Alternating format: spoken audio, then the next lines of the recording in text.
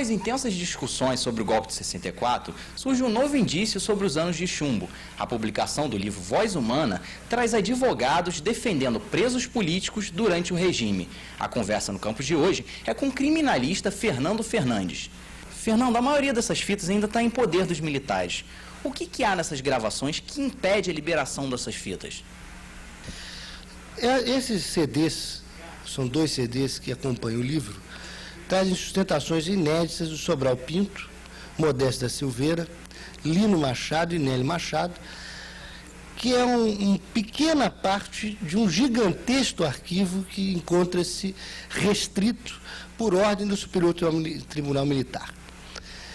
Essas gravações trazem sustentações orais com denúncias contundentes de tortura durante o regime militar de 64, realizadas durante julgamentos de presos políticos. E esse impedimento de acesso às fitas demonstra que na legislação brasileira ainda há resquícios da ditadura militar? Sem sombra de dúvida, o impedimento da pesquisa é uma permanência histórica do regime militar de 64.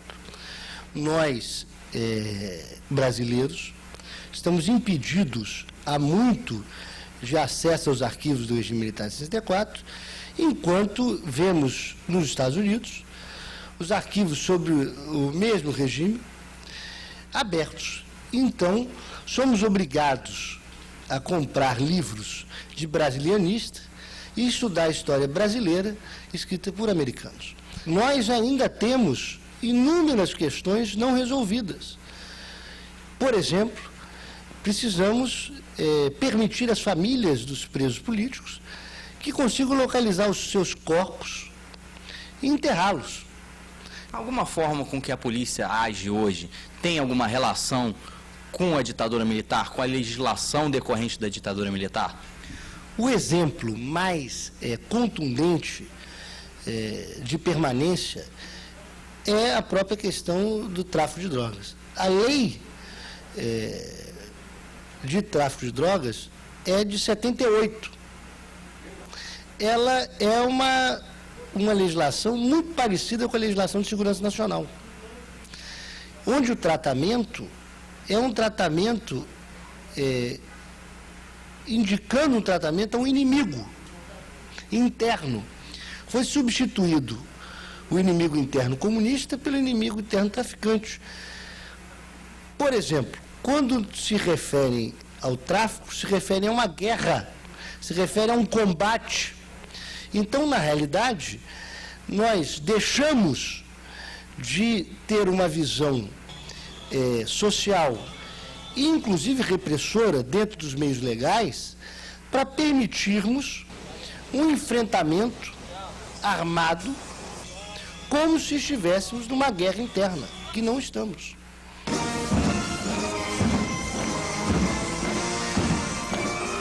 E mais,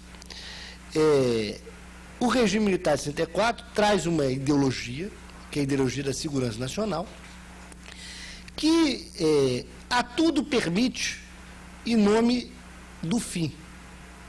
Então, os direitos constitucionais passam a ser maleáveis. Eu queria que você desse um exemplo de como é que era um julgamento de um preso político na época.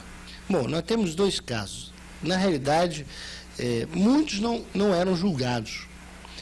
As pessoas eram sequestradas e desapareciam. Isso aconteceu com o Rubens Paiva. Há no livro o caso do Rubens Paiva, que teve como advogado o Lino Machado. Ele foi preso extraoficialmente, a prisão não foi registrada e ele desapareceu. Foi encontrado por uma luta incansável do Lino Machado, que é advogado.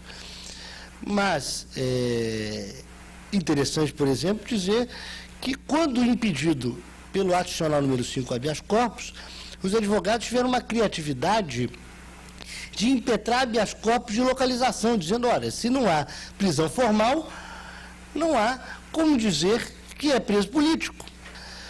Nos outros casos, se desapareciam com as pessoas. A conversa no campus de hoje foi com o criminalista Fernando Fernandes, autor de Voz Humana.